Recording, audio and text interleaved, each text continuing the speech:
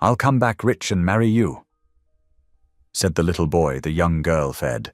Years later, he actually did. A little runaway boy makes a promise no one expects him to keep, not even the girl who fed him when he had nothing. But years later, when a rich and powerful man returns to her small town, everything changes, because he's not just here for success, he's here for her. What no one knows is that the town she's fighting to protect is seconds away from being destroyed by a ruthless plan, and the man who once depended on her kindness is now the only one who can save everything she loves. But when his past and the town's future collide, will he keep the promise he made as a starving boy, or lose the girl who saved his life forever? Tell me in the comments where you're watching from right now, and if this story speaks to you, make sure you hit subscribe so you don't miss the next one. The late afternoon sun cast long shadows across the weathered wooden planks of Brookside Junction's train platform. 12-year-old Rosie Barlow sat with her back straight against a peeling white post, her neatly packed lunchbox placed carefully beside her.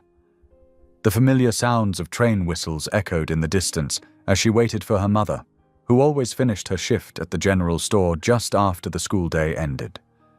Rosie smoothed her plain cotton dress, carefully arranging the fabric over her knees the way her mother had taught her.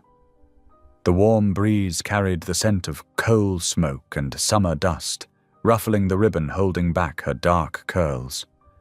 She hummed softly to herself, watching the way the sunlight danced through the gaps between the platform boards. That's when she noticed him, a small, shadowy figure darting between the station's support beams. At first glance, he looked like a living smudge, his face and clothes so covered in grime that he nearly blended into the shadows. But as he crept closer, Rosie could make out more details. He couldn't have been more than 10 years old, with sharp, hungry eyes that kept darting between her face and her lunchbox. His clothes hung in tatters on his thin frame, and his bare feet made no sound as he inched forward. Everything about him reminded Rosie of a stray cat, wary, wild, and desperately hungry. She pretended not to notice him, keeping her eyes fixed on the distant tracks while her heart thumped with concern. The boy, Finn Callahan, though Rosie wouldn't learn his name until years later, moved with the careful precision of someone used to staying invisible. His fingers, dark with dirt and calloused despite his youth, reached tentatively toward her lunchbox. Just as his hand was about to close around it, Rosie turned to face him directly. Their eyes met. His were a startling blue, standing out against the dirt on his face like forget-me-nots growing through cracks in the pavement. For a moment, neither of them moved. Then, without breaking eye contact, Rosie reached into her lunchbox and pulled out her sandwich, still wrapped neatly in wax paper. "Here," she said softly, holding it out to him. "You can have it." Finn froze, his hand still outstretched, confusion clear on his face. He looked from the sandwich to her face, and back again, as if trying to spot the trick. "Go on," Rosie encouraged, her voice gentle as she spoke to him the way she might to a frightened animal. "I already ate half my lunch earlier." Slowly, so slowly it seemed like he expected her to snatch it back at any moment, Finn's dirty fingers closed around the sandwich. Once he had it in his grip, he quickly backed away several steps, clutching his prize to his chest. Rosie kept her movements slow and deliberate as she settled back against the post. "My mama always puts extra butter on the bread," she said conversationally, as if sharing sandwiches with strange boys was an everyday occurrence. "She says growing children need the energy." Finn had already torn into the sandwich, eating with the desperate speed of someone who didn't know when their next meal would come. Crumbs clung to his lips as he devoured it in huge bites. "Where do you live?" Rosie asked carefully, keeping her tone light and curious. Finn's chewing slowed, and his eyes darted toward the maze of railroad tracks spreading out behind the station. He swallowed hard but didn't answer. "I live just 3 streets over," Rosie continued, filling the silence. "In the blue house with the crooked front step. My daddy's going to fix it soon, he says, but he's been saying that since spring." She watched as Finn finished the last bite, his tongue darting out to catch any remaining crumbs on his fingers. His shoulders had relaxed slightly, though he still looked ready to bolt at any sudden movement. "Do you—" Rosie began, but the sharp ring of the school bell cut through the air, signaling the end of the day. Finn tensed immediately, taking another step back. "Wait," Rosie said quickly, reaching into her lunchbox one more time. She pulled out an apple and a slightly squashed biscuit wrapped in a napkin. "For later," she explained, holding them out to him. This time, Finn moved forward more quickly to take the offered food, though he still kept well out of arm's reach. His fingers closed around the items, and for just a moment, Rosie caught a glimpse of something other than wariness in his eyes. Gratitude, mixed with a deep, aching wonder. The sound of voices and footsteps grew louder as children began spilling out of the schoolhouse. Rosie spotted her mother's familiar figure walking briskly from the direction of the general store, her work apron still tied around her waist.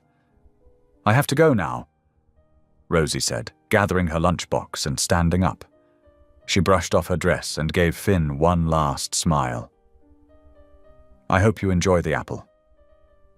As she walked away with her mother, who greeted her with a warm hug and questions about her day, Rosie resisted the urge to look back.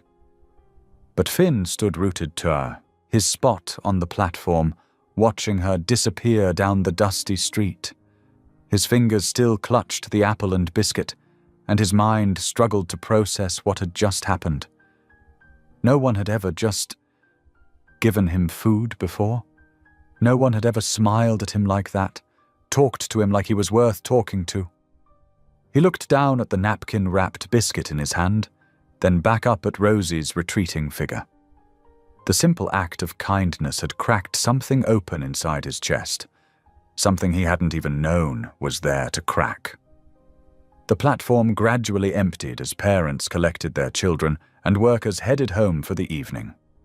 Finn remained, holding his gifted food like precious treasure, watching until Rosie and her mother turned the corner and disappeared from sight. The warm afternoon light painted everything gold, and for the first time in longer than he could remember, Finn felt something that might have been hope. The morning sun cast long shadows across Brookside Junction's rail yard as Finn crouched behind a stack of wooden crates. His stomach growled, reminding him it had been nearly a day since he'd eaten anything substantial. The memory of yesterday's sandwich, with its thick slices of bread and generous butter, made his mouth water. He peered around the corner of the crates, watching the platform where Rosie had sat. Would she come back? The kindness she'd shown him seemed almost like a dream now in the harsh light of morning. His experiences had taught him that good things rarely lasted, yet something kept him rooted to that spot, hoping. The morning crawled by. Finn dozed fitfully in the warm sun, startling awake at every passing train whistle. When the afternoon school bell rang, his heart began to race. He pressed himself further behind the crates, making sure he was well hidden while maintaining a clear view of the platform. Minutes ticked by, until finally he spotted her familiar blue dress. Rosie settled onto the same spot as yesterday, her lunchbox beside her. But this time, she also carried something else, a small bundle wrapped in checked cloth. Finn watched as she carefully arranged herself, noting how she seemed to be looking around expectantly. She was looking for him, he realized with a jolt of surprise. After several minutes of internal debate, Finn emerged from his hiding spot. He approached cautiously, ready to run at the first sign of trouble, but Rosie's face simply lit up with a warm smile when she saw him. "I was hoping you'd come back," she said softly, untying the cloth bundle. Mama always packs too much food anyway. Inside the bundle were 2 thick sandwiches, an apple, and what looked like a slice of yesterday's cornbread. Finn's eyes widened at the sight of so much food. "Here," Rosie said, holding out half the bundle. "I wrapped it up special so you could save some for later if you want." Finn's hands trembled slightly as he accepted the food. "Thank you," he whispered, his voice rough from disuse. This became their routine over the next week. Each afternoon, Rosie would arrive with her regular lunch and extra food, wrapped carefully in cloth. Finn would emerge from whatever hiding spot he'd chosen that day, and they would sit together on the platform, Rosie chattering about her day at school while Finn listened quietly, savoring every bite of food. She never pushed him to talk about himself, but sometimes little details would slip out, like how he preferred the empty boxcars near the back of the rail yard because they stayed drier when it rained, or how he'd learned to tell which trains were passing through just by the sound of their whistles. "Don't you have a home to go to?" Rosie asked once, her voice gentle with concern. Finn had just shaken his head, focusing intently on the apple he was eating. Rosie hadn't asked about family again after that. On the 7th day, dark clouds rolled in during the afternoon, bringing with them the first drops of what promised to be a heavy rain. Rosie waited under the platform's small overhang, her extra bundle of food clutched protectively against her chest to keep it dry. When Finn appeared, his clothes were already damp from the drizzle. Rosie quickly handed him the bundle, which he tucked inside his threadbare jacket. "Rosie!" Her mother's voice carried from the road, barely audible over the growing storm. "Hurry now, before it really starts coming down." For the first time since they'd begun their daily meetings, Finn spoke without being spoken to first.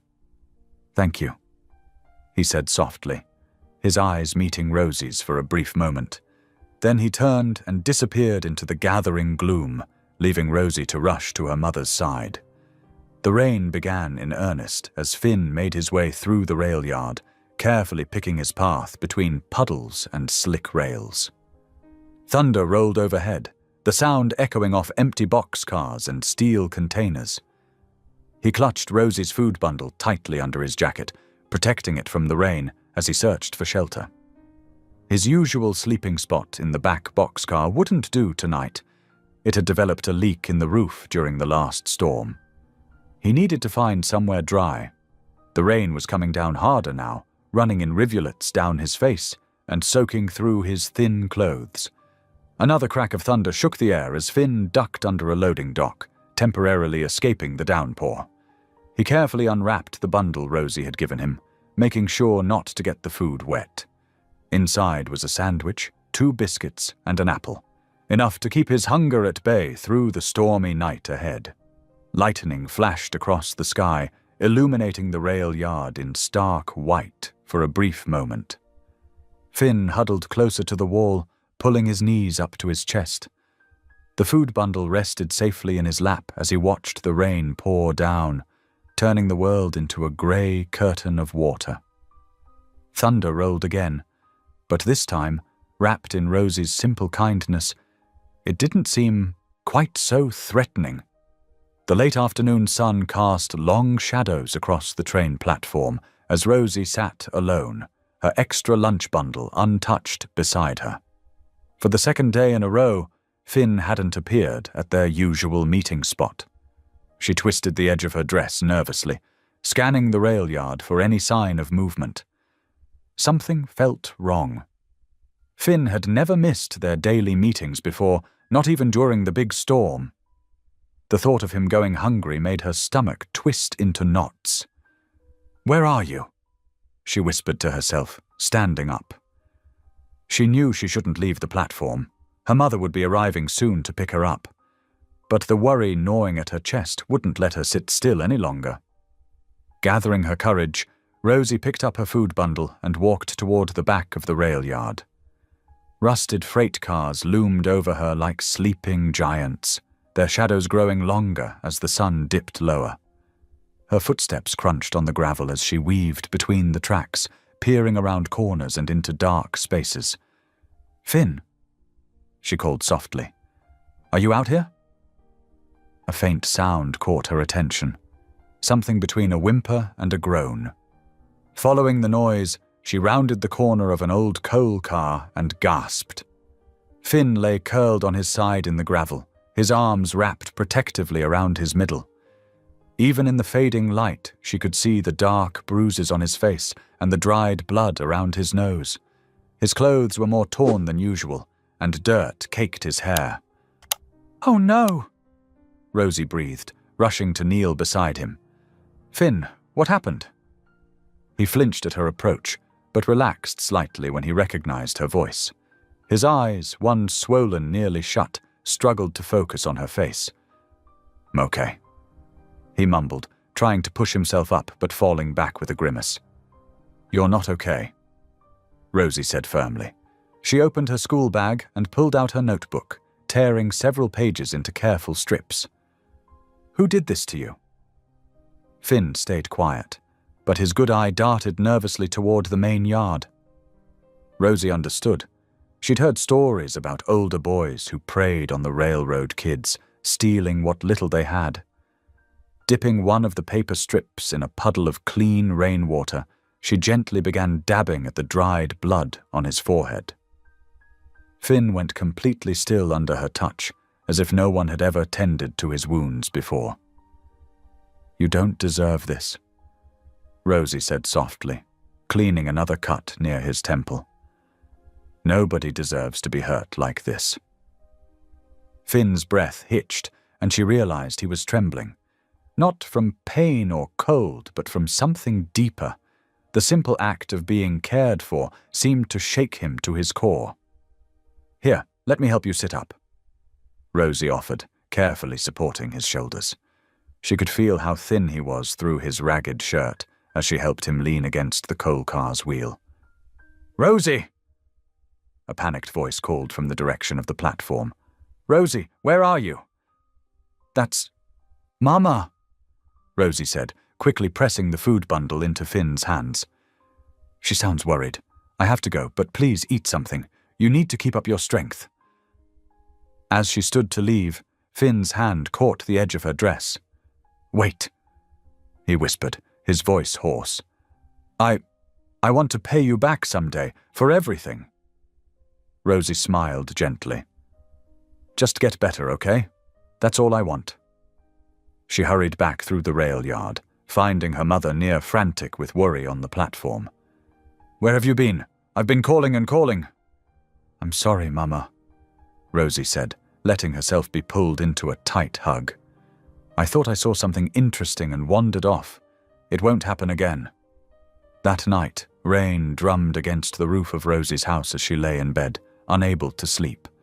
The storm had rolled in quickly after sunset, bringing heavy winds and sheets of rain. She thought of Finn, hoping he'd found somewhere dry to wait out the weather.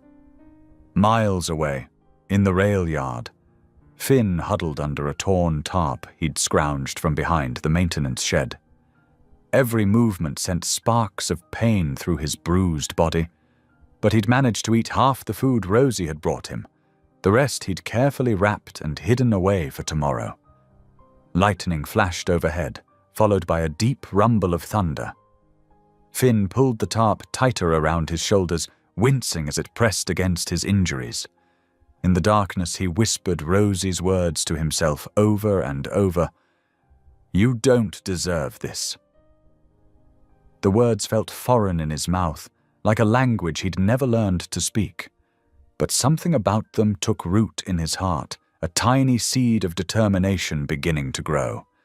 Maybe she was right. Maybe he did deserve better than this. Rain continued to pour outside his makeshift shelter, but for the first time in years, Finn felt something besides cold and hunger. He felt hope, small and fragile as a sparrow's egg, but hope nonetheless. The tarp flapped in the wind as another flash of lightning illuminated the rail yard. Finn lay awake, holding on to that seed of hope, letting Rosie's words echo in his mind until they began to feel like truth. The morning sun cast long shadows across the railroad platform as Rosie walked to her usual spot after school.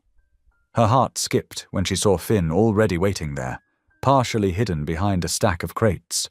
Something was different about him today. He stood straighter despite his bruises, and his eyes held an intensity she hadn't seen before. "You're early," Rosie said softly, setting down her school bag. She pulled out the carefully wrapped sandwich she'd prepared that morning, but Finn didn't reach for it immediately like he usually did. "I heard something," he said, his voice low and urgent. "The engineers, they were talking this morning. There's a freight train heading west tonight, all the way to Chicago." His words tumbled out in a rush, hands gesturing as he spoke. "It's going slow through the junction because of track work. Slow enough that I could—" Rosie's stomach dropped as she realized what he was saying. "No," she whispered, reaching for his arm. "Finn, you can't. People die trying to hop trains. They fall under the wheels or—" "I won't fall," Finn interrupted, his chin lifting with determination. "I've watched them do it hundreds of times. I know exactly when to jump, how to grab the handles."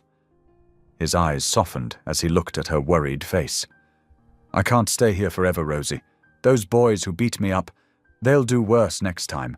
And there's nothing for me here except—" He trailed off, looking down at his worn shoes. "Except you," he finished quietly. Rosie felt tears pricking at her corners of her eyes. "But where will you go? What will you do?" "I'll work," Finn said with fierce conviction. "In Chicago, there are factories everywhere, machine shops, places where I can learn to build things." He stepped closer, taking her hands in his. His palms were rough from life on the streets, but his touch was gentle. "I promise you, Rosie Barlow, I'm going to come back someday. And when I do, I'll be rich enough to give you anything you want." A blush crept across Rosie's cheeks as she looked into his earnest face. "You don't have to—" "Yes, I do," he insisted. "You saved my life. You're the only person who's ever—" He swallowed hard, struggling to find the words. "When I marry someday, it'll be you, because you saw me when I was nothing, and you helped me anyway." Rosie's heart fluttered at his declaration. Part of her wanted to dismiss it as childish fantasy. They were both so young, and the world was so big. But there was something in his eyes, a determination that made her believe he meant every word. The afternoon light was beginning to fade, casting orange and purple streaks across the sky. In the distance, they could hear the low rumble of an approaching freight train.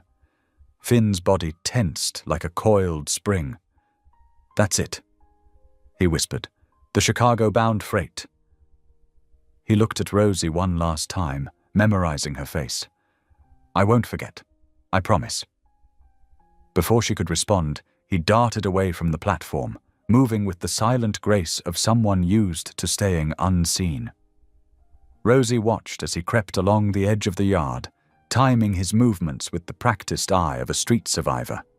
The freight train was slowing now, its wheels screeching against the rails as it approached the construction zone. Rosie's heart pounded as she saw Finn emerge from behind a signal box, running parallel to the train. "Please be careful," she whispered, though he was too far away to hear. "Please don't fall." For one terrifying moment, Finn's small figure disappeared completely from view. Then she caught a glimpse of him swinging up onto a boxcar, his movements quick and sure. A second later, he vanished into the shadows of the moving train. Rosie stood frozen on the platform until the last car had passed, straining for any final glimpse of her friend. But Finn was gone, carried away into the gathering dusk by the rhythmic clatter of steel wheels on rails. Looking down, she realized she was still clutching the sandwich she'd brought for him. Tears began falling freely now, soaking into the cloth wrapping as she held it to her chest. Each soft sob was lost in the fading sound of the train, carrying away the boy who'd promised to return. She stayed there until her mother's voice called her home, watching the empty tracks where Finn had disappeared. The sandwich remained clutched in her hands, a final offering of kindness that would go undelivered. As darkness settled over Brookside Junction, Rosie walked slowly home, her tears gradually subsiding into quiet sniffles. The cloth-wrapped sandwich was still in her hands, the last one she'd ever make for the brave, desperate boy who'd changed her life with a promise made in the fading light of day. The years after Finn's departure flowed like the endless trains through Brookside Junction, each season bringing subtle changes to both the town and young Rosie Barlow. At 13, she started volunteering at the First Methodist Church's soup kitchen, ladling out steaming bowls with the same gentle care she'd once shown a hungry boy on the platform. "You've got a gift with people, Rosie," Mrs. Henderson, the church secretary, often said. Especially the little ones. Indeed, by 14, Rosie had become the neighborhood's favorite babysitter.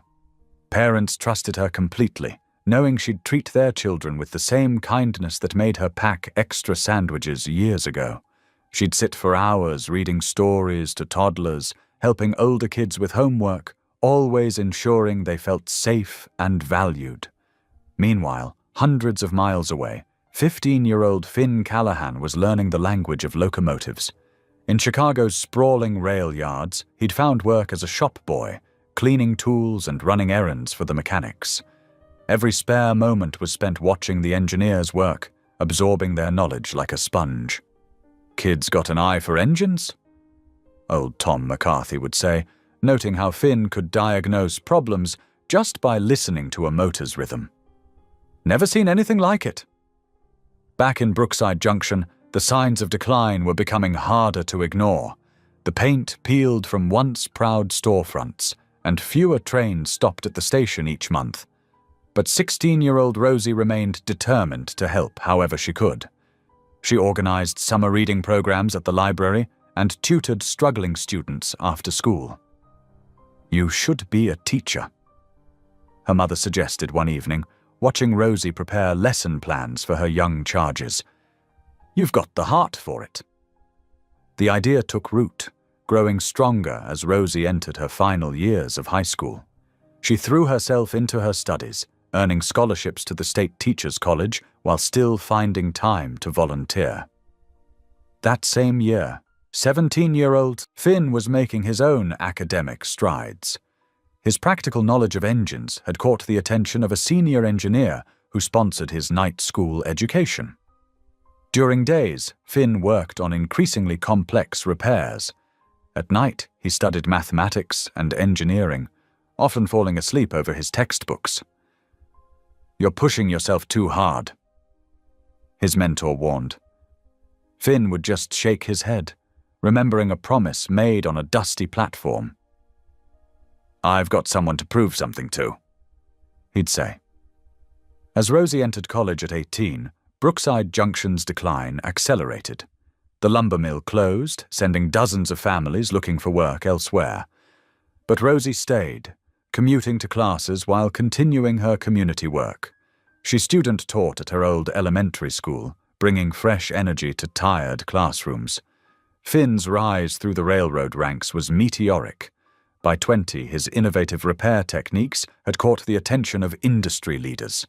He earned a full engineering scholarship, balancing advanced studies with practical work.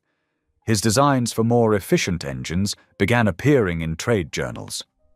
"Mark my words," veteran railmen would say, "that Callahan boy's going places." At 23, Rosie accepted her first teaching position at Brookside Elementary. The school building was showing its age, but she transformed her classroom into a haven of warmth and creativity. Her students adored her, especially those from struggling families. She always kept extra snacks in her desk, remembering how a simple sandwich could change a life. By 25, Finn had earned the nickname the Captain of the Rails for his uncanny ability to solve complex engineering problems. His innovations saved failing rail lines and revitalized outdated systems. But he never forgot where he came from, often ensuring his projects included provisions for homeless youth. The years continued their steady march. Rosie turned 30, still teaching in Brookside Junction despite offers from larger districts. She watched her town continue to shrink, but refused to abandon the children who needed her. The elementary school building was now officially condemned, forced to operate on borrowed time, while the town council debated costly repairs. Finn, at 28, had become one of the most respected names in American railroad engineering. His designs were revolutionizing the industry, earning him both fortune and acclaim. But he never stopped scanning project lists for a particular town name. Then one autumn morning, as leaves skittered across Brookside Junction's empty streets, Finn found what he'd been waiting for. A feasibility study was needed for potential rail line expansion, right through his old hometown. His hands trembled slightly as he signed the paperwork to take the assignment personally. The town's practically dead. His colleague, Paul Latimer, warned. Waste of time. But Finn just smiled, remembering a promise made long ago. He packed, his briefcase with blueprints and proposals, knowing that after all these years, he was finally heading back to the platform where his life had changed, back to the girl who'd seen worth in a starving child. The morning sun caught the silver threading in his expensive suit as he boarded the train to Brookside Junction. In his pocket was a newspaper clipping about a dedicated local teacher fighting to save her condemned school, a woman named Rosie Barlow. The rental car's tires crunched over scattered gravel as Finn Callahan guided the vehicle through Brookside Junction's silent streets. Dawn painted the sky in gentle strokes of pink and gold, casting long shadows across the town he'd left behind so many years ago. The steering wheel felt cool beneath his fingers as he drove slowly, taking in every detail of his former home. The company-issued SUV seemed almost offensive in its newness, gleaming between buildings weathered by decades of neglect. Finn's throat tightened as he passed the old general store, its windows now boarded over with plywood. The faded lettering still read, Morton's Goods, though Mr. Morton had likely been gone for years. "My God," he whispered, pulling to the curb near what had once been the town square. The bronze statue of the town's founder stood tarnished and forgotten, surrounded by weeds pushing through cracked concrete. Empty storefronts lined the square like hollow eyes, their display windows dusty and dark. Finn stepped out of the car, his polished dress shoes clicking against the sidewalk. The morning air carried the same crisp sweetness he remembered, tinged with the ever-present hint of coal dust that seemed embedded in the town's very foundations. A few early risers hurried past, heads down, shoulders hunched against the morning chill.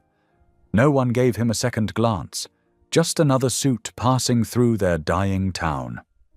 He walked slowly, memories flooding back with each step. The old ice cream parlor where he'd pressed his face against the window, watching other children enjoy treats he couldn't afford. The alley where he'd hidden from older boys who saw homeless kids as easy targets. Each landmark held a story, most of them painful, but one place drew him like a magnetic pull. The trestle bridge loomed ahead, its steel framework reaching across the ravine like ancient bones against the brightening sky. Finn's footsteps echoed as he walked onto the pedestrian pathway that ran alongside the tracks. Halfway across he stopped, placing his hand on the cold metal railing. "I made it," he said softly to his younger self, the frightened boy who'd stood in this exact spot and sworn to return triumphant. The bridge had been his escape route, the path to his future. Now it stood as a testament to both his promise kept and the town's steady decay. Below, the creek still flowed, its waters reflecting the morning light. Finn loosened his tie slightly, allowing himself a moment to just breathe it all in. Had achieved everything he'd dreamed of that day: wealth, respect, success. But standing here now, seeing how far Brookside Junction had fallen, those achievements felt hollow. A bell rang in the distance, pulling him from his reverie. School would be starting soon. Finn checked his watch. His first official meeting wasn't until afternoon. There was time. The elementary school building stood like a wounded soldier, its red brick facade marred by patches of crumbling mortar. Yellow caution tape blocked off one entrance, and temporary supports braced a section of wall that appeared to be separating from the foundation. Yet somehow, impossibly, the sound of children's laughter spilled from the open windows. Finn slipped inside through the main entrance, nodding to a drowsy security guard who barely glanced up from his newspaper. The hallways were exactly as he remembered. The same worn linoleum floors, the same cork bulletin boards covered in creative projects, the same smell of chalk dust and floor wax. He followed the sound of young voices until he reached a classroom near the end of the hall. The door stood open, and he pressed himself against the wall beside it, heart thundering in his chest as he peered inside. And there she was. Rosie stood at the front of the classroom, her hair swept back in a neat bun, gesturing animatedly as she led her students through a lesson. She'd grown into her features beautifully, the round-faced girl now a striking woman whose every movement spoke of quiet confidence and genuine warmth. "Now, who can tell me what happens when we multiply by 0? She asked, and a forest of eager hands shot up. Finn watched, transfixed, as she guided her students through the problem with patience and humor. When one boy struggled with the concept, she knelt beside his desk, speaking softly until understanding dawned on his face. The same kindness that had once saved a starving child now nurtured a whole new generation. A sudden wave of emotion forced Finn to step back from the doorway. He retreated silently down the hall, not trusting himself to maintain composure if she happened to look up and recognize him. The time wasn't right. He needed to approach this carefully, professionally. There would be questions about why he'd returned, about his true intentions. The day passed in a blur of preliminary surveys and phone calls. As evening settled over Brookside Junction, Finn checked into the Railside Motel, its neon sign flickering weakly against the darkening sky. The room was clean but dated, with faded floral wallpaper and a television that might have been new when he'd left town. Spreading his documents across the small desk, Finn began reviewing the official paperwork for his assignment. The proposed rail line expansion seemed straightforward enough at first glance: standard surveys, environmental impact studies, property assessments. But as he dug deeper into the fine print, something caught his eye. Hidden in the appendices was a reference to a land acquisition strategy that made his instincts prickle with suspicion.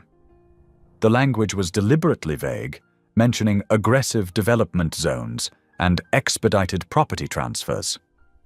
Finn had seen enough corporate documentation to recognize when someone was trying to hide something. He pulled out his laptop, cross-referencing the property maps with local tax records. A pattern began to emerge, one that made his stomach turn. Several key properties, including the elementary school, had been systematically undervalued over the past 5 years. Someone was laying the groundwork for a massive land grab, using the town's economic desperation against itself. Finn leaned back in his chair, running a hand through his hair as he stared at the evidence before him. The sun had long since set, leaving him alone with his troubled thoughts and the soft hum of the ancient heating unit. Tomorrow he would have to begin his official assessment of the town's railroad infrastructure. But tonight he had to decide how to handle this discovery, and how to protect the town that had given him his first taste of kindness. Outside his window, a freight train rumbled past, its whistle echoing through the night like a lonely reminder of promises made and kept, and new promises yet to come. Morning sunlight streamed through the school windows, casting long rectangles of warmth across the hallway floor. Finn adjusted his tie and smoothed down his jacket, trying to calm his racing heart. He'd rehearsed this moment countless times during the night, but now that it was here, his carefully prepared words felt inadequate. The school secretary pointed him toward Rosie's classroom. Miss Barlow usually arrives early to prepare for the day, she explained with a friendly smile. You'll find her in room 112. Finn walked down the corridor, his polished shoes clicking against the linoleum. Through the open door, he could see Rosie writing the day's schedule on the chalkboard, her movements precise and purposeful. He knocked softly on the doorframe. Miss Barlow. I'm Finn Callahan from the railroad company. His voice came out steadier than he expected. I'm serving as community liaison for the upcoming infrastructure assessment. Rosie turned, greeting him with a professional smile that showed no hint of recognition. Of course, Mr. Callahan. The principal mentioned we'd be having a railroad representative visit. She set down her chalk and wiped her hands on a cloth. How can I help you? The moment struck him like a physical blow. She truly didn't remember him. But why would she? To her, he'd been just one of countless children she'd shown kindness to over the years. The memory that had shaped his entire life was, to her, just another small act of compassion in a lifetime full of them. Before he could respond, a commotion erupted in the hallway. A group of students had dropped their art supplies, sending papers, markers, and paint tubes skittering across the floor. Without hesitation, Finn knelt to help them gather their materials. Careful with those paints, he said softly to a worried-looking boy who was frantically trying to collect everything at once. Let's do this step by step, okay? He showed the children how to stack the papers neatly and organize the supplies in their containers. From the corner of his eye, he noticed Rosie watching him intently. Her expression had softened, and something flickered in her eyes. Not recognition, exactly, but a kind of appreciation. That was very kind of you, Mr. Callahan, she said when he stood up. Most visitors wouldn't bother. Sometimes the smallest gestures matter most, he replied, the words carrying a weight she couldn't understand. I learned that lesson early in life. They fell into easy conversation about the school and the town. Rosie spoke passionately about her students and their needs, while Finn asked careful questions about the building's condition and the community's concerns. The structural issues are getting worse, she admitted, gesturing toward the visible cracks in the walls. But we make do. These children deserve a chance at education, no matter what. Before they could delve deeper, a chorus of young voices called from the hallway. Miss Barlow, Miss Barlow. Several students crowded the doorway, eager to show her their latest art projects.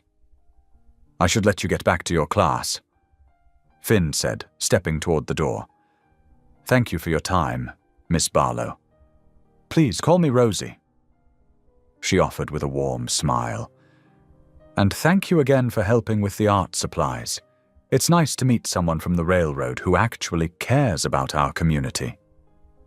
That afternoon, Finn walked the perimeter of Brookside Junction, his engineer's eye taking in details that others might miss. The signs of deliberate neglect were everywhere. Condemned buildings that could have been saved with minimal repairs, infrastructure left to rust beyond salvage, vacant lots where proud homes once stood. He stopped in front of a house marked with bright orange condemnation notices. Through the window, he could see family photos still hanging on the walls, as if the residents had been forced to leave in a hurry. The support beams looked suspiciously damaged, almost as if they'd been intentionally weakened. The pattern repeated block after block. properties strategically positioned along the proposed rail expansion route had been systematically marked for removal. It was too precise to be coincidence, too calculated to be natural decay. As darkness fell, Finn returned to his motel room, his mind heavy with what he'd seen. He spread his documents across the bed, focusing on a sealed section of his assignment folder he'd noticed earlier but hadn't opened. The label read, "Executive Overview, Confidential." With careful fingers, he broke the seal. Inside, he found detailed timelines and internal memos that made his blood run cold. Gordon Hale, the railroad tycoon known for his aggressive expansion tactics, had been orchestrating a campaign of deliberate sabotage in Brookside Junction for years. Property assessments had been manipulated, building inspectors had been bribed, maintenance requests had been systematically denied, all to drive down property values and force residents out, making way for Hale's grand vision of a modernized rail hub. One memo particularly stood out, a handwritten note from Hale himself. Ensure the school closure by end of quarter. Structural issues to be emphasized.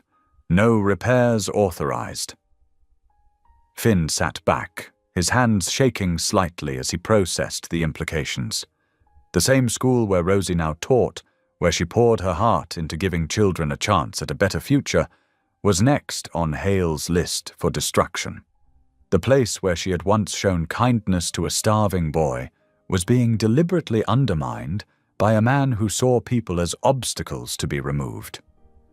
The steady rhythm of passing trains echoed through the thin motel walls as Finn carefully replaced the documents. In the morning, he would have to continue his assessment as if he knew nothing, all while figuring out how to expose Hale's schemes without putting Rosie or her students at risk. The town hall's meeting room felt smaller than Finn remembered from his childhood. Sunlight streamed through dusty windows, illuminating the worn wooden tables where local officials gathered, their expressions a mix of hope and worry. Finn took his seat quietly, arranging his documents with careful precision. The door burst open at exactly 9 o'clock, and Gordon Hale swept in like a storm front. His silver hair caught the morning light, and his tailored suit made everyone else's clothing look shabby by comparison. 3 assistants trailed behind him, carrying leather briefcases and tablets. "Gentlemen and lady." Hale nodded to the lone female council member, his smile not quite reaching his eyes. "Let's not waste time. Brookside Junction is dying, but railroad expansion could make it the heartbeat of regional commerce again." Finn watched as Hale commanded the room, moving with the confidence of someone used to getting his way. The tycoon's presentation was flawless, projected images of gleaming new facilities, promises of jobs, hints of prosperity returning to tired streets. "We're talking about 300 new positions," Hale announced, his voice carrying to every corner. "Modern infrastructure, a future for your children and grandchildren." He paused for effect. "All we need is your cooperation in clearing certain obstacles." Finn's pen scratched quietly across his notepad as he documented the meeting. He noticed how Hale never quite specified which properties would need to be cleared, how the promised jobs had no guaranteed timeline, how the development plans were oddly vague about preserving existing community structures. When asked about environmental impact studies, Hale waved his hand dismissively. "All the proper paperwork is being processed. My team handles these details with utmost care." His eyes flickered briefly to Finn, who kept his face carefully neutral. After the meeting, Finn drove his company truck to the school. The playground was empty during class hours, and the broken swing set stood as a sad testament to better days. One chain hung loose, while another had snapped completely. Rust had eaten through the metal in places. He retrieved his toolbox from the truck and set to work. The repairs weren't complicated. New chains, some rust treatment, tightening of loose bolts. The physical labor helped clear his mind, letting him process what he'd observed at the meeting. The school door creaked open, and children's voices spilled out into the afternoon air. Recess had begun. Finn looked up to see Rosie leading her class outside, her face brightening with surprise when she spotted him. "Mr. Callahan, what are you doing out here?" "Just some basic maintenance," he replied, wiping sweat from his forehead. "Noticed the swings needed attention?" The children gathered around, watching with fascination as he demonstrated the repairs. A small boy named Jonah asked thoughtful questions about the tools and processes, reminding Finn of himself at that age. Curious about how things worked, eager to learn. "There," Finn said, stepping back. "Good as new. Who wants to test them out?" The kids cheered and rushed forward. Soon the air was filled with laughter and the rhythmic squeak of swing chains. Rosie stood beside him, watching her students play. "This is incredibly kind of you," she said softly. "The maintenance budget?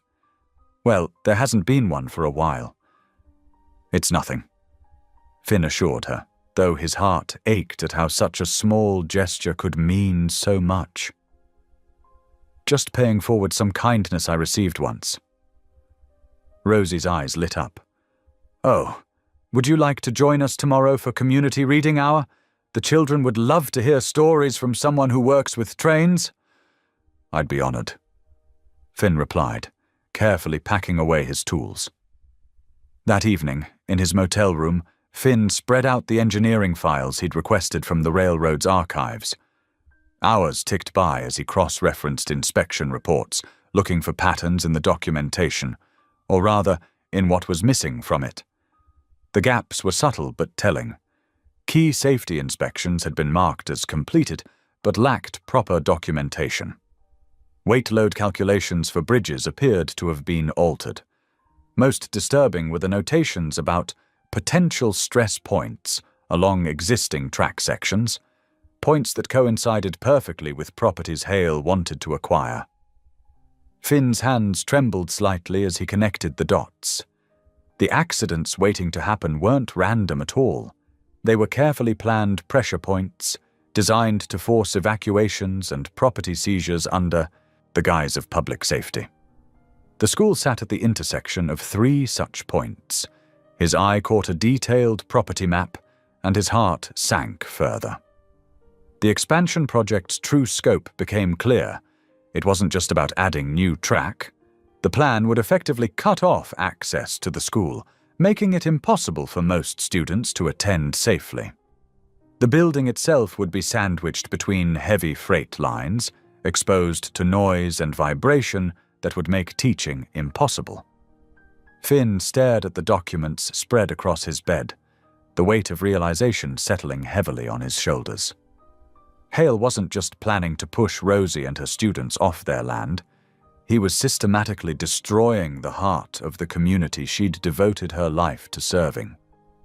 The distant whistle of a passing train echoed through the night, a sound that had once meant hope to a hungry boy. Now it carried a different meaning, a warning of what was to come if Hale's plans succeeded. The morning sun cast long shadows through the classroom windows as Finn arrived for community reading hour. The children sat cross-legged on a worn carpet, their faces turned expectantly toward him. Rosie stood near her desk, her welcoming smile warming the room more than any sunlight could. "Class, please welcome Mr. Callahan," she announced. "He's going to share some stories about working on the railroad." 20 pairs of bright eyes focused on him. Finn settled into the reading chair, trying to remember the last time he'd had such an attentive audience. "Has anyone ever heard a train whistle late at night?" he asked. Hands shot up everywhere. Jonah, the quiet boy from yesterday, spoke up. "Sometimes it sounds lonely." Finn nodded. "That's called a mournful whistle. But did you know each whistle pattern means something different? It's like a secret language trains used to talk to each other." He spent the next hour weaving tales about steam engines and signal lights, midnight runs through mountain passes, and the brotherhood of engineers who kept America's steel wheels turning. The children leaned forward, completely absorbed. Even Rosie found herself drawn in, pausing her lesson preparations to listen.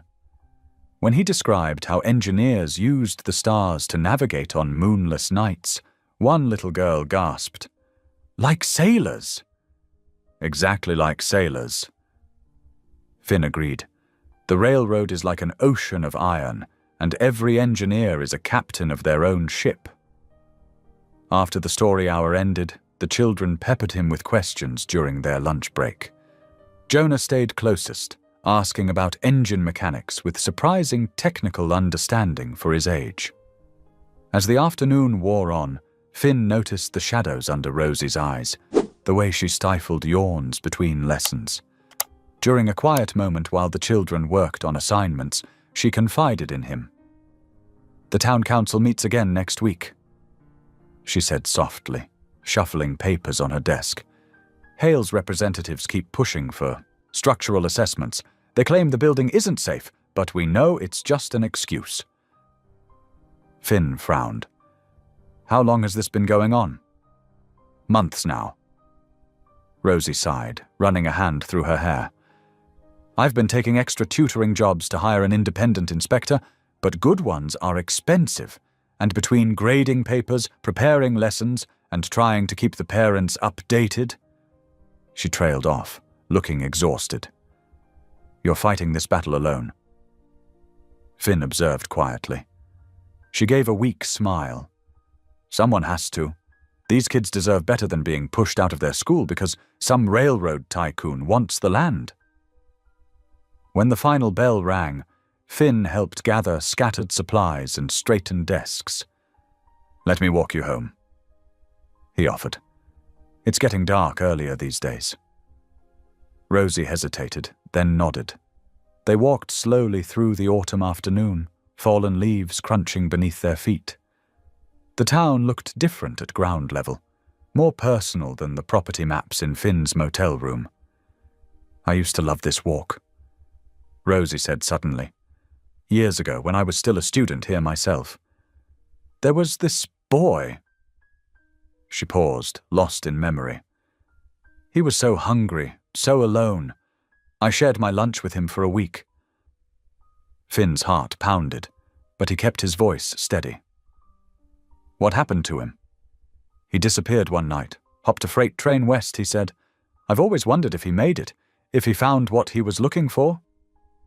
She hugged her jacket closer. "Silly, isn't it?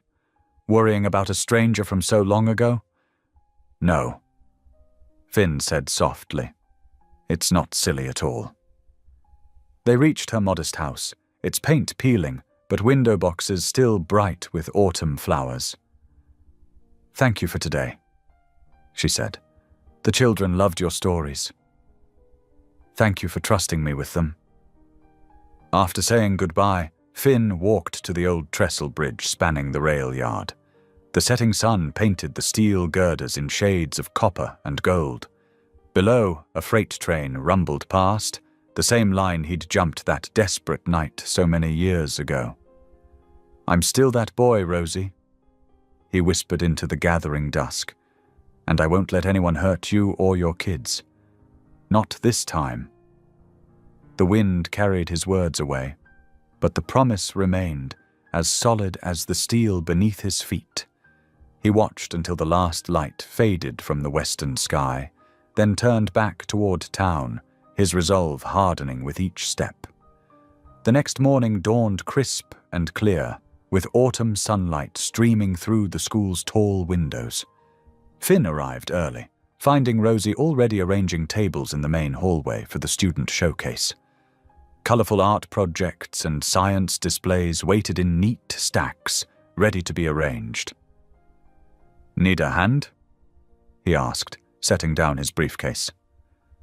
Rosie smiled gratefully. "These tables are heavier than they look. Could you help me move them against the wall?"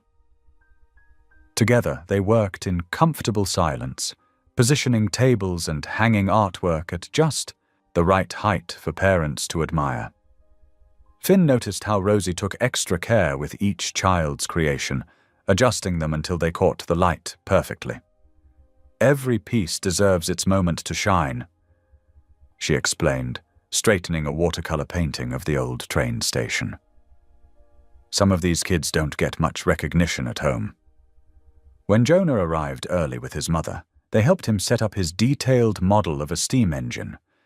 Finn marveled at the boy's attention to detail, every valve and piston carefully crafted from household items. "You've got a real engineer's eye," Finn told him. Jonah beamed at the praise. As the morning progressed, more students filtered in with their families. The hallway hummed with excited chatter as children proudly showed off their work. Finn found himself drawn into conversations with parents, answering questions about trains and transportation history. When lunchtime approached, Rosie pulled sandwiches from her bag. "I always pack extra these days," she said, offering one to Finn. "Old habit, I suppose." They sat together on a bench in the quiet courtyard.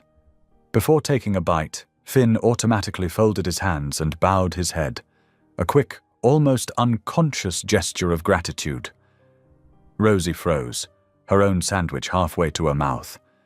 That movement, those work-roughened hands clasped in exactly that way, triggered a cascade of memories. She'd seen it hundreds of times, watching a hungry boy bless the food she shared. She studied his face with new intensity. The set of his jaw, the arch of his eyebrows, the way his eyes crinkled at the corners when he smiled. How had she not seen it before? The scrappy child was there in every line of the man's face. "Finn," she whispered. "Little Finn." He met her gaze steadily, no longer hiding. "Hello, Rosie." She set down her sandwich with trembling hands. "All this time. You've been here all week, and I didn't—" "I wanted to tell you," he said softly. "Every time I saw you, the words were right there. But I was afraid." "Afraid? Of what?" "That you wouldn't remember. Or worse, that you'd be disappointed in what became of that boy you helped." Tears welled in Rosie's eyes. "Disappointed? Finn, look at you. You survived. You thrived. How could I be anything but proud?" She reached out hesitantly, touching his cheek as if to make sure he was real. "I worried about you for so long. That night you left. Do you know how scared I was? A 10-year-old boy alone on a freight train. I'm sorry," he said, covering her hand with his own. "I should have said goodbye properly. But if I'd seen you cry, I might have lost my nerve. And I had to go. Had to make something of myself, to be worthy of coming back." "You were always worthy," she insisted. "That's what I tried to tell you back then." They sat in emotional silence, years of unspoken words hanging between them.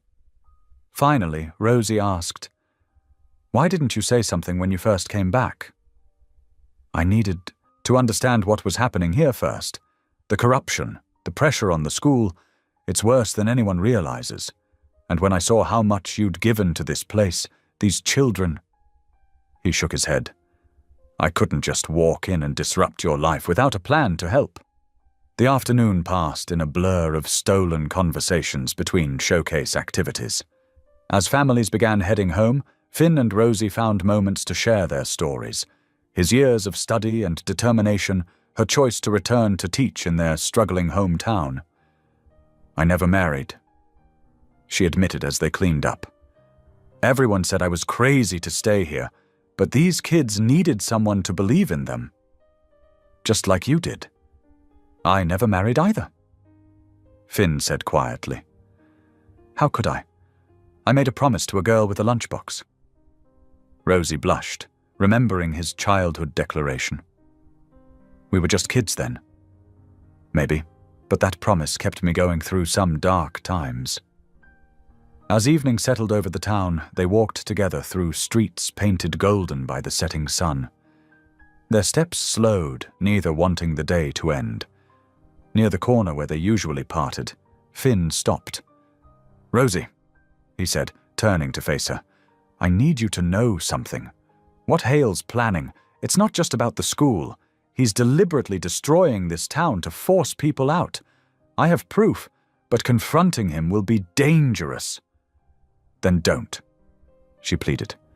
"We'll find another way. There isn't one, but this time I'm not running away. I'm staying to fight." The streetlights flickered on, casting soft halos in the gathering dusk. Rosie looked up at him, seeing both the determined boy she'd known and the strong man he'd become. "I should have done this 20 years ago." Finn murmured, then leaned down and kissed her gently. It was a kiss built on decades of hope and memory, sweet with the flavor of long-delayed dreams. When they finally parted, Rosie's eyes shone with tears. "I will stop him," Finn promised. "Whatever it takes, I'll protect what you've built here." He squeezed her hand once more, then turned and walked away. Rosie watched his figure recede under the line of streetlights, her heart torn between soaring joy at finding him again and growing fear of what his fight against Hale might cost them both. The autumn wind whispered through dying leaves, carrying echoes of an old promise finally fulfilled, and the threat of battles yet to come. The morning sun barely touched the weathered buildings of Brookside Junction as Finn gathered his evidence into a worn leather briefcase. His fingers lingered on the photographs and documents, proof of deliberately weakened support beams, falsified safety reports, and manipulated land assessments. Each piece told a story of calculated destruction. The town hall's meeting room filled slowly with council members and concerned citizens. Rosie slipped in quietly, taking a seat near the back. Their eyes met briefly, sharing a warm glance that carried the echo of last night's kiss. Gordon Hale arrived last, commanding attention in his tailored suit. He nodded to various council members with practiced familiarity, his silver hair catching the light from dusty windows. "Ladies and gentlemen," Council President Martha Whitaker began, "we're here to discuss serious allegations regarding the railroad expansion project. Mr. Callahan, you have the floor." Finn stood, his voice steady despite his racing heart. "Thank you. Over the past week, I've uncovered evidence of intentional sabotage within our community." He began laying out photographs on the council table. These support beams in the warehouse district, deliberately compromised. These safety inspection reports, falsified to create artificial hazard zones. Murmurs rippled through the room as Finn continued, pointing out specific instances of tampering and manipulation. The goal appears to be forcing property values down to enable mass acquisition at reduced prices. Before the whispers could grow, Hale raised his hand with a sad smile. "If I may respond." At the council president's nod, he stood smoothly. "It pains me to address these accusations, especially from someone I once considered promising. But Mr. Callahan's imagination has unfortunately been colored by professional disappointment." Hale produced a thick folder. Last month, Mr. Callahan was passed over for the position of regional director. His immediate supervisor noted increasing signs of instability and paranoid behavior. He began distributing documents bearing what appeared to be Finn's signature, including, I'm afraid, his own approval of the very demolition plans he now protests. Finn's blood ran cold as he examined the forged signature. It was masterfully done, close enough to fool anyone who didn't know to look for subtle differences in pressure points and line endings. "That's not my signature," he stated firmly, but Hale continued as if he hadn't spoken. "We've invested millions in revitalization plans for Brookside Junction. Why would we sabotage our own project?" Hale's voice carried just the right note of reasonable confusion. "Unless someone else had motivation to discredit the company." Rosie stood suddenly. "I've known Finn since we were children. He would never fabricate evidence or act out of spite." Hale turned to her with manufactured sympathy. "Ah, yes, Miss Barlow. Your personal connection to Mr. Callahan is well known. It must be difficult maintaining objectivity when emotions are involved." The subtle emphasis he placed on personal connection made several council members shift uncomfortably. Hale continued, his tone carefully measured. Perhaps your judgment in this matter has been compromised by other factors. The racial undertone was slight but unmistakable. Rosie's cheeks flushed as she felt judgmental glances from some of the older council members. "This isn't about me," she said firmly. "It's about protecting our community from corporate greed." "Protecting?" Hale raised an eyebrow. "Or preserving decay out of misplaced sentimentality. Change can be difficult for some communities to accept." Martha Whittaker cleared her throat. "Given the serious nature of these competing claims, I move that we suspend any decisions pending a full investigation." She turned to Finn. "Mr. Callahan, you understand we'll need to inform your superiors about these allegations." "They've already been notified," Hale interjected smoothly. "Corporate policy requires immediate suspension in cases of suspected document falsification." The meeting dissolved into heated discussions as people took sides. Some remembered Finn as the scrappy kid who'd pulled himself up from nothing. Others saw him as an outsider threatening promised prosperity. Through it all, Hale maintained his mask of regretful professionalism. By late afternoon, Finn's corporate access had been revoked. He stood in the school parking lot as classes dismissed, waiting for Rosie. When she emerged, her face showed the strain of the day. "I need time," she said softly before he could speak. "This is all happening so fast. The council members are splitting into factions. Parents are arguing about whether I should even be teaching their children." She wrapped her arms around herself. "I just need space to think." Finn wanted to reach for her, to promise everything would be all right, but he held back. "I understand," he said instead. "But please know, every word I said was true." "I know," she whispered. "That's what makes this so hard." She turned away quickly, but not before he saw tears in her eyes. The motel room felt especially empty that night. Finn spread the forged documents across the bed, studying Hale's handiwork. The man hadn't just attacked his credibility. He'd laid groundwork to destroy both professional and personal relationships. The message was clear. Back off, or lose everything. Finn stared at his own signature, perfectly forged on papers that would condemn Rosie's school to destruction. The lamplight cast harsh shadows across the damning evidence, while outside, autumn wind rattled his window with the promise of coming storms.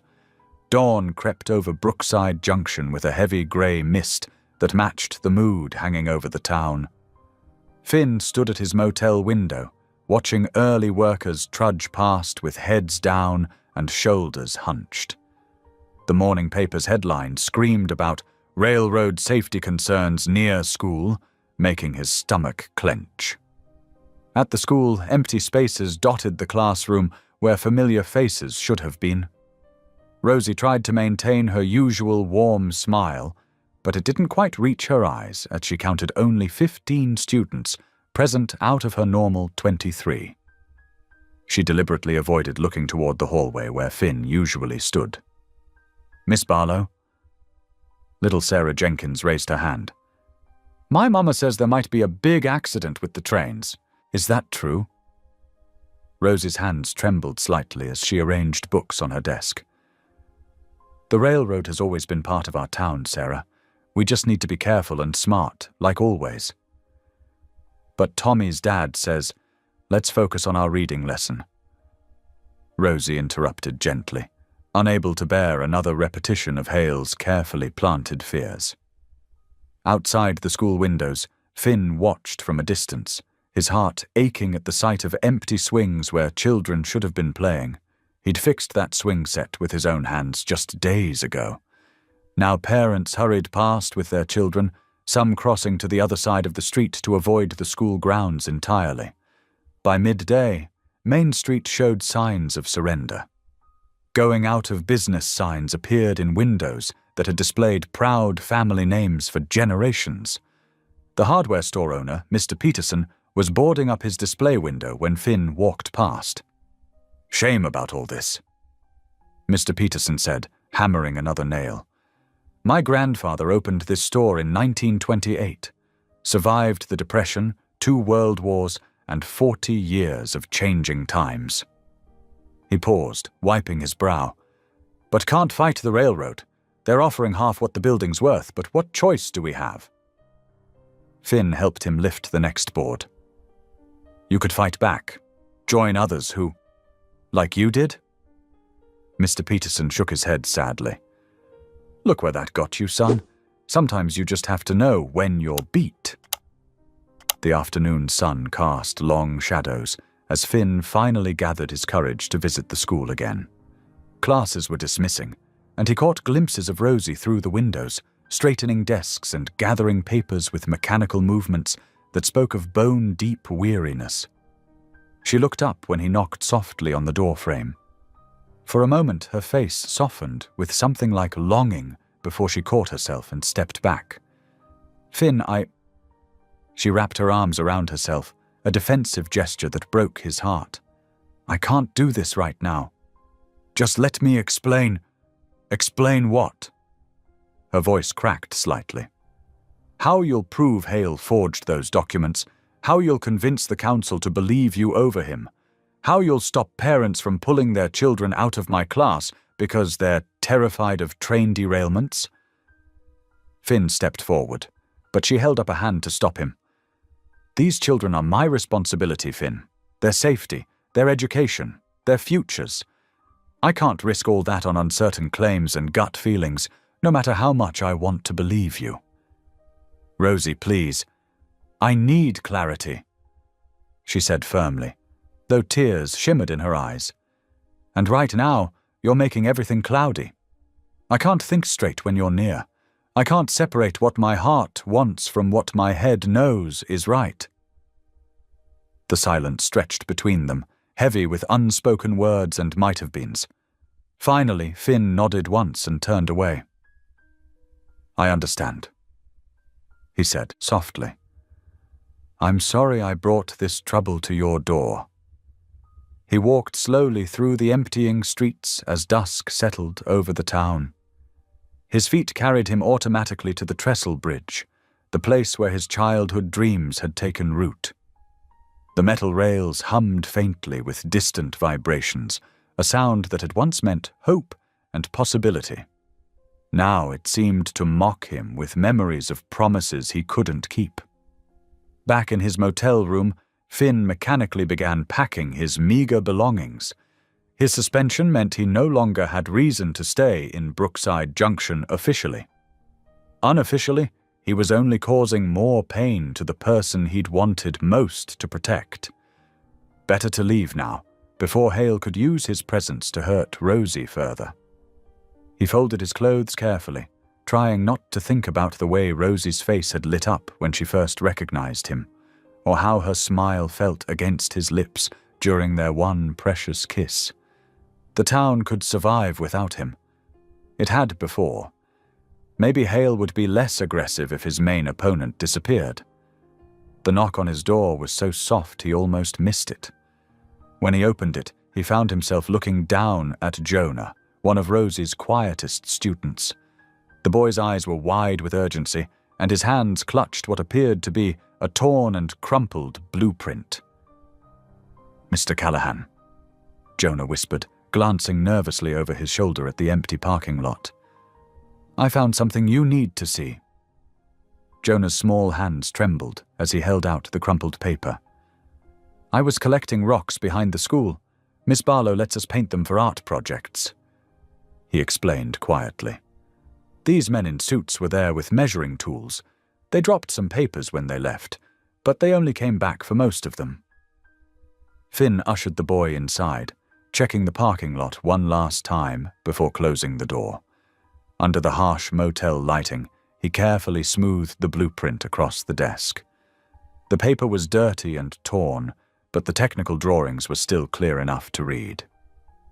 Where exactly did you find this, Jonah? Finn asked, his heart racing as he studied the detailed schematics. By the big oak tree, near where they marked the ground with orange paint. Jonah pointed to specific areas on the blueprint. Those X marks are where they were measuring. I heard them talking about weight and speed, but I didn't understand most of it.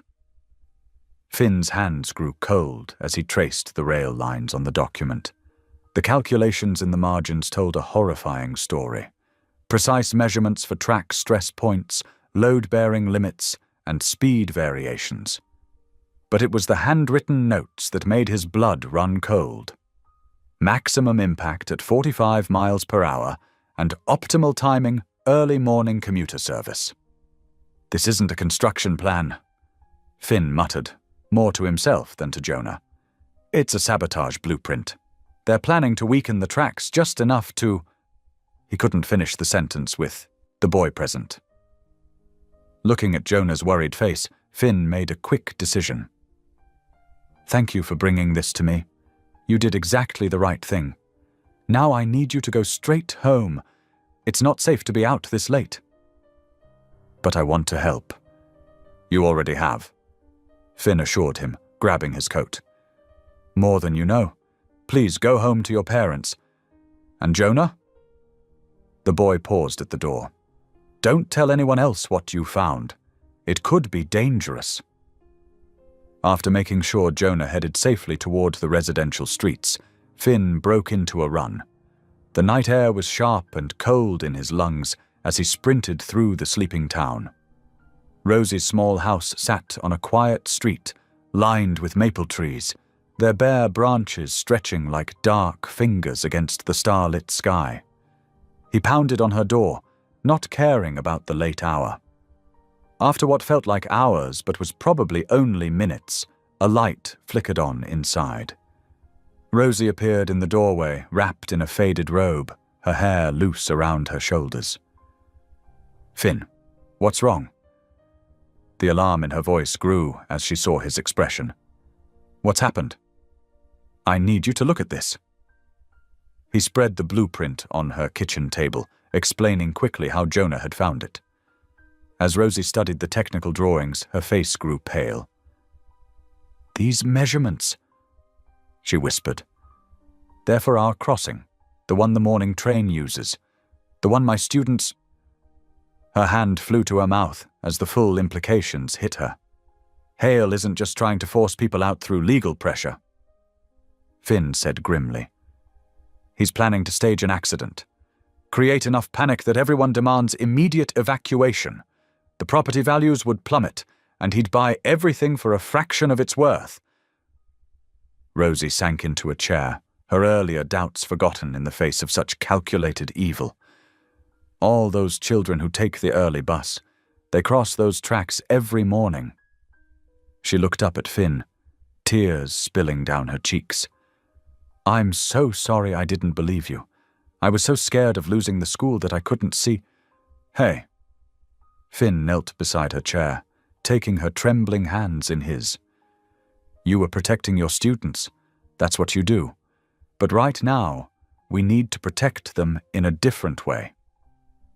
Rosie squeezed his hands and stood up with determination. I'll call Reverend Matthews. He's on the town council, and he never trusted Hale. And Mary Chen at the diner. Her husband works the signal station at the crossing. Good thinking. We need people we can trust, and we need them fast. Finn checked his watch. It's just past midnight. The morning train comes through at 5:45. The next few hours passed in a blur of quiet phone calls and hushed meetings. Reverend Matthews arrived first, then the Chens, followed by Mr. Peterson from the hardware store, and 2 retired rail workers who still had connections at the station. They gathered around Rosie's kitchen table, studying the blueprint and forming a plan. The track maintenance shed still has some emergency equipment, old Joe Murphy offered. I've got a key from my working days. Never turned it in. He gave a sly wink. We'll need lights, Mr. Chen added, and someone should alert the state troopers, but not until we have proof. If we cry wolf and find nothing, then Hale wins anyway. Finn finished. "We have to catch them in the act." By 4:30 in the morning, their small resistance group headed toward the tracks. The stars were beginning to fade, but dawn was still a promise away. They moved quietly through the shadows, carrying flashlights and Mr. Peterson's toolboxes. Rosie walked close to Finn, their shoulders occasionally brushing. "Whatever happens," she whispered, "I'm glad you came back." Before Finn could respond, a distant whistle pierced the night. Everyone froze. "That can't be right," Mr. Chen said, checking his watch. "The morning train isn't due for another hour." But the sound grew louder, accompanied by the unmistakable rumble of an approaching locomotive, moving much faster than any train should on these tracks. Finn's mind raced as the train whistle pierced the night again, closer this time. He grabbed Rosie's hand and squeezed it once, before turning to address the small group of volunteers. "Listen up. We've got maybe 15 minutes before that train hits this section. We need to work fast and smart." His voice carried the authority of years of railroad experience. "Mr. Chen, take your wife and Reverend Matthews to the North Crossing. Use your car's emergency lights to warn the engineer. Flash them in a pattern of 3. Pause, then 3 again. That's universal railroad code for danger ahead." The Chens and the Reverend nodded, hurrying toward their parked car. "Joe, you and Mr. Peterson come with me. We'll need those tools." Finn turned to Rosie. "Can you drive south about half a mile? We need warning signals from both directions." "Of course." Rosie started toward her car, then stopped. "Finn." Her voice wavered slightly. "Be careful." He managed a quick smile. "Always am." The group split up as planned. Finn led the 2 men to the section of track where the blueprint had indicated sabotage would occur. The beam of his flashlight revealed subtle but deadly alterations to the rail fixings. "Just as I thought," Finn muttered, kneeling to examine the damage. "They've loosened the gauge rods and compromised the rail anchors. At high speed, this whole section would shift under the train's weight." "Murderous," old Joe spat. "In all my 40 years on the railroad, I never saw anything this cold-blooded." Mr. Peterson opened his toolboxes. "What do you need, son?" "Everything you've got. We're basically rebuilding this section from scratch in minutes." Finn's hands moved with practiced efficiency. "Joe, start checking the spikes on the north end. Mr. Peterson, south end. I'll handle the center section and the gauge rods." They worked frantically in the beam of their flashlights. Sweat dripped down their faces despite the cold night air. The sound of the approaching train grew steadily louder. In the distance, Finn could see the flash of headlights. 3 bursts, pause, 3 bursts, from both directions where Rosie and the Chens were stationed. His heart swelled with pride at their coordinated effort. "Spike secure on this end," Joe called out. "South end tight." Peterson echoed moments later. Finn tightened the last gauge rod with hands that remained steady despite his racing heart. The ground beneath them began to vibrate with the approaching train. "Clear the tracks," he shouted. "Everyone back." They scrambled away from the rails just as the train's headlight appeared around the bend, its bright beam cutting through the pre-dawn darkness. The warning signals from both cars continued their urgent pattern. The train's brakes squealed, a sound that set Finn's teeth on edge. As the engineer responded to the warning signals, sparks flew from the wheels as the massive freight train slowed, fighting momentum and physics. More cars appeared on the surrounding streets as the commotion drew curious residents from their beds. Flashlights bobbed in the darkness as people emerged from their homes, drawn by the unusual sound of a train braking hard in their quiet town. The freight train finally ground to a complete stop, its engine well past the repaired section of track. The engineer climbed down, flashlight in hand, his face a mask of concern. "What's the emergency?" he called out, walking back along his train. Finn stepped forward, introducing himself and quickly explaining the situation. The engineer's face darkened as he examined the recently repaired track section. "Someone wanted my train to jump the rails," he said grimly. "You folks just saved a lot of lives." Headlights appeared from the direction of town, several vehicles approaching fast. The first was Sheriff Marlowe's cruiser, its light bar flashing. Behind it came two expensive black SUVs that Finn recognized as belonging to Hale's security detail. "Right on time," Finn muttered.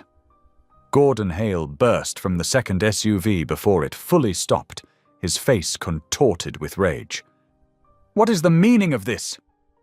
he bellowed. "Who authorized you to interfere with railroad property?" "I think we'd all like to know what's going on here," Sheriff Marlowe said, his calm voice a sharp contrast to Hale's fury. His flashlight beam played over the gathered crowd, the stopped train, and the section of track where Finn and the others had been working. "Sheriff," Finn said, stepping forward with the blueprint Jonah had found. "I have evidence of planned sabotage. This blueprint shows detailed instructions for weakening this section of track. We found it exactly as described and just finished repairs before the train arrived." The sheriff studied the blueprint carefully while Hale's face grew redder. "That's company property," Hale sputtered. "He stole proprietary documents showing how to cause a train derailment." Rosie's voice rang out as she joined the group. She'd left her car and walked back once the train stopped. "Documents that would have led to a disaster right where our school buses cross?" More townspeople were arriving now, drawn by the commotion. They gathered in small groups, whispering and pointing as they began to understand what had nearly happened in their town. "Sheriff," Finn continued, "if you check the dating on that blueprint, you'll find it matches other documents in Mr. Hale's expansion proposal, the one where he conveniently predicted infrastructure failures would force evacuation of this neighborhood." Sheriff Marlowe's expression hardened as he connected the dots. He turned to Hale, who had started edging toward his vehicle. "Mr. Hale, I'm going to need you to come down to the station to answer some questions." The sheriff's hand rested meaningfully on his belt. "And I'll be calling the state police and railroad authorities to assist with this investigation." "This is absurd," Hale protested, but his usual confidence had cracked. "I'll have your badge for this. You'll come quietly," the sheriff interrupted. "Or you'll go in handcuffs. Your choice." Two deputies stepped forward, making it clear which option they preferred. Hale's shoulders sagged as he realized his carefully constructed plan had unraveled completely. As the sheriff led Hale away, the gathered crowd began to disperse. The train's engineer coordinated with dispatch to inspect the repaired track section before proceeding. Dawn was breaking over the eastern hills, painting the sky in soft pink and gold. Rosie found Finn leaning against a wooden electrical pole, exhaustion finally catching up with him. She took his hand, her fingers warm despite the morning chill. "You did it," she whispered. "You saved the town." Finn squeezed her hand. "We did it. All of us."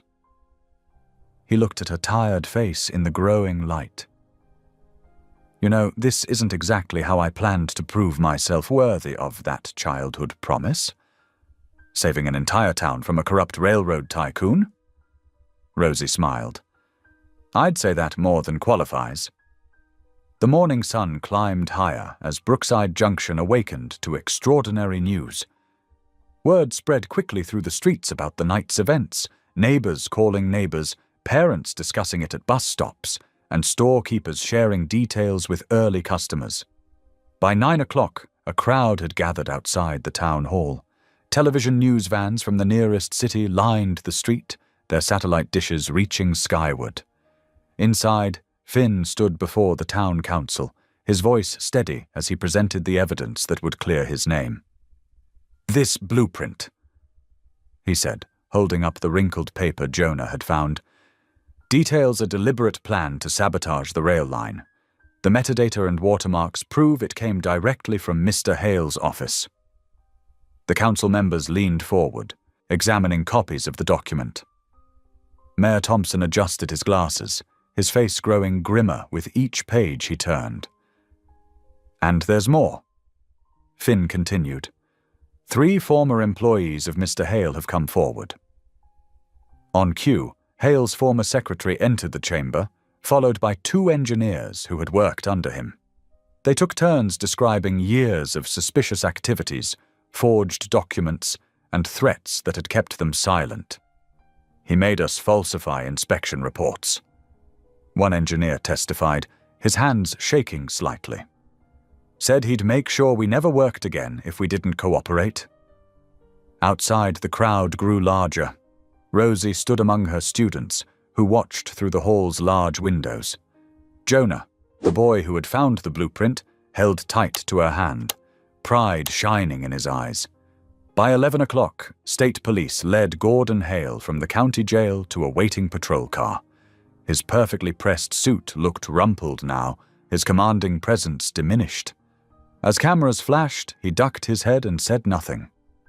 Shortly after noon, a representative from the railroad company's corporate office arrived by helicopter. She met with the town council and emerged an hour later to make a statement to the waiting press. "The railroad completely disavows Mr. Hale's actions," she announced. "We are cooperating fully with authorities and wish to restore trust with this community." She turned to where Finn stood. "Mr. Callahan, the company would like to officially reinstate you to your position, with our sincere apologies." A cheer went up from the crowd, but Finn stepped forward, shaking his head. "I appreciate the offer," he said clearly, "but I must decline." Murmurs rippled through the gathering. Rosie felt her heart skip. Why would he turn down such an opportunity? Finn reached into his jacket and withdrew a thick envelope. "I'd like to share something with all of you," he said, his voice carrying across the square. "Last week, when I first discovered Hale's plans, I made a decision. I liquidated my savings and investments, everything I've earned over the years." He opened the envelope and pulled out a document. "This is the deed to the school property and surrounding 10 acres. I purchased it through a blind trust to prevent any corporate takeover attempts." Gasps arose from the crowd. Rosie's hand flew to her mouth, tears welling in her eyes. "This land now belongs to the Brookside Junction Education Trust." Finn continued. "It can never be sold or developed for any purpose other than education. The school and Miss Barlow's students will always have a home here." The crowd erupted in cheers and applause. Parents hugged their children, and several of Rosie's students jumped up and down with excitement. Through her tears, Rosie watched as Finn made his way through the crowd towards her. He stopped a few feet away, his eyes soft with emotion. 20 years ago," he said, his voice meant only for her now. "A little girl shared her lunch with a starving boy. She showed him kindness when no one else would. She told him he deserved better." Understanding dawned on several faces in the crowd as they began to piece together the story. Rosie's students pressed closer, hanging on every word. "That boy promised he'd come back rich enough to give her anything she wanted," Finn continued, his voice thick with emotion. "He promised because she saved him, not just from hunger, but from believing he was nothing." Finn knelt before her, holding out the deed with trembling hands. "I never forgot that boy, Rosie. I never forgot my promise. Everything I am today started with your kindness." The square fell silent as Rosie reached for the document with shaking fingers. Tears streamed down her face as she looked at the proof of Finn's sacrifice. Every penny he'd earned, given to protect her dream of teaching and the futures of countless children. "You didn't have to do this," she whispered. "Yes, I did," Finn replied softly. "Because that boy still loves the girl with the lunchbox. He always will." The morning sun streamed down on the gathered crowd, on the children watching with wide eyes, on the deed that represented both an end and a beginning, and on Finn, still kneeling, still offering everything he had to the woman who had once saved him with a simple act of kindness. Rosie's knees buckled, and she sank down beside Finn on the sun-warmed pavement of the town square. Her tears fell freely now as she wrapped her arms around him, pulling him close. The deed crinkled softly between them. "Oh, Finn," she whispered against his shoulder, her voice thick with emotion.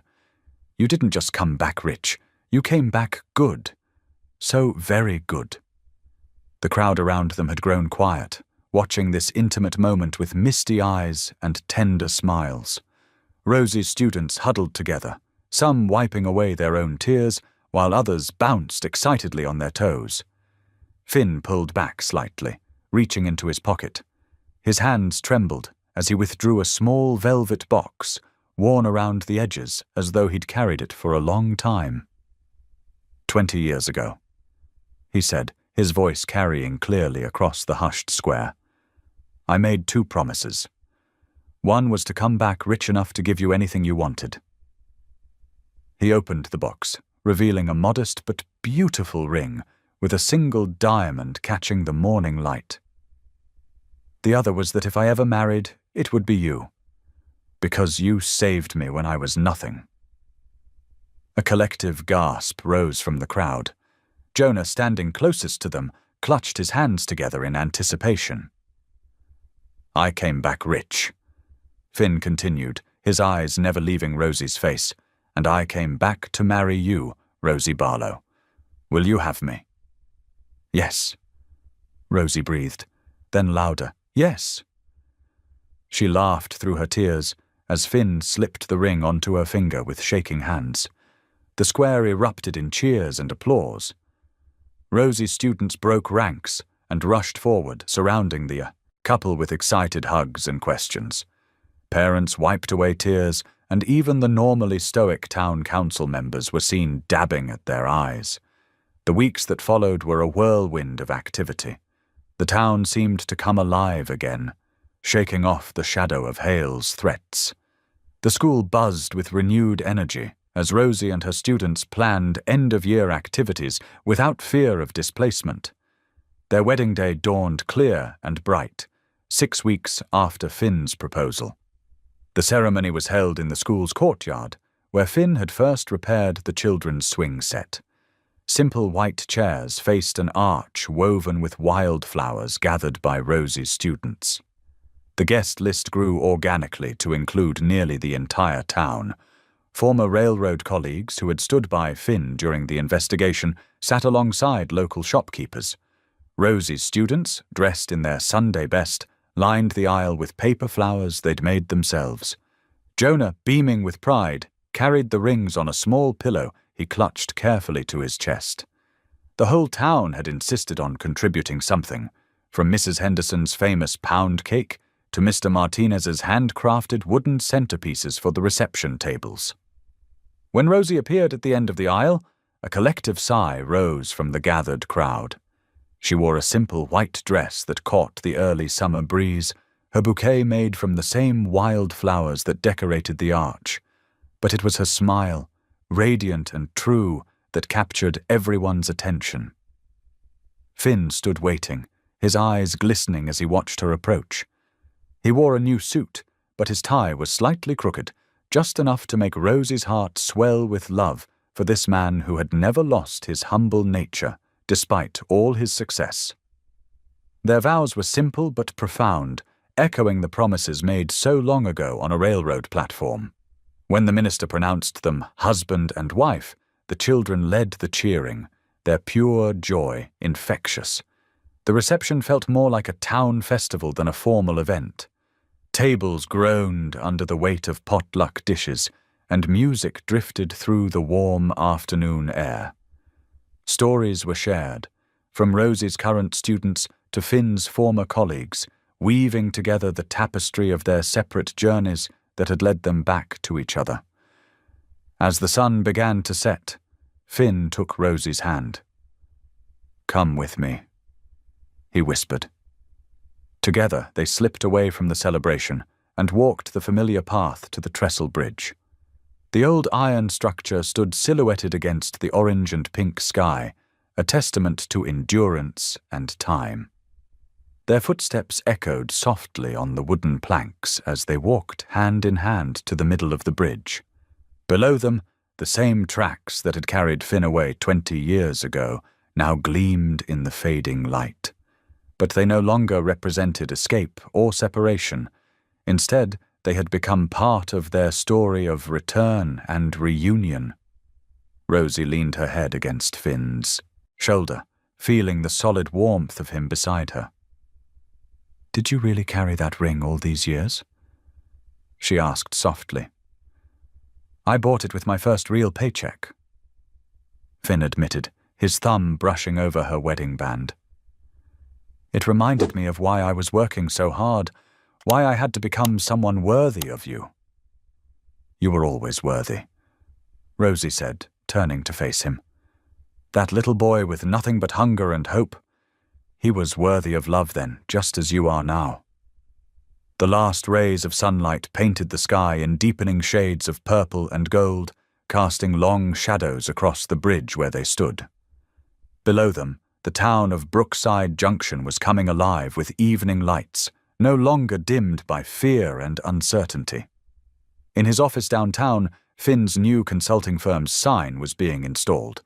Ethical Rail Solutions, written in clear, honest letters. The school, visible in the distance, stood proud and secure, its windows reflecting the sunset's glow, ready to welcome generations of children to come.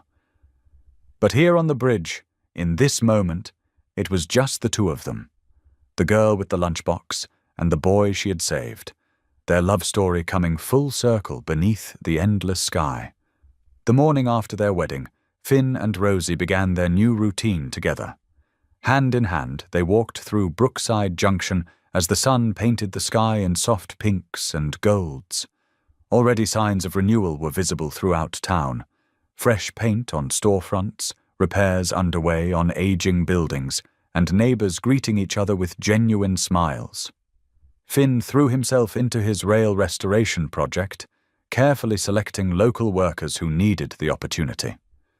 He taught them everything he knew about railroad engineering, sharing the skills that had lifted him from poverty. His team grew confident under his patient guidance, taking pride in making the tracks safe and reliable once again. Meanwhile, Rosie's classroom buzzed with activity. 25 new students had enrolled, the biggest class in over a decade. She arranged desks, hung colorful artwork, and prepared lesson plans with renewed enthusiasm, knowing her school's future was secure.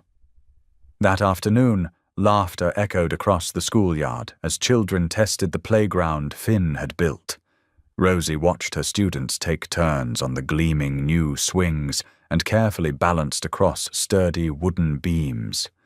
From his spot near the fence, Finn observed quietly, marveling at how his life had transformed from that desperate boy stealing lunches to the man he'd become.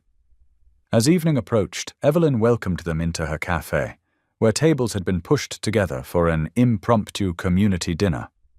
The warm aroma of fresh coffee mixed with the sounds of conversation and clinking plates. Elder townspeople shared stories of Brookside Junction's glory days, now seeing that spirit returning through Finn and Rosie's dedication.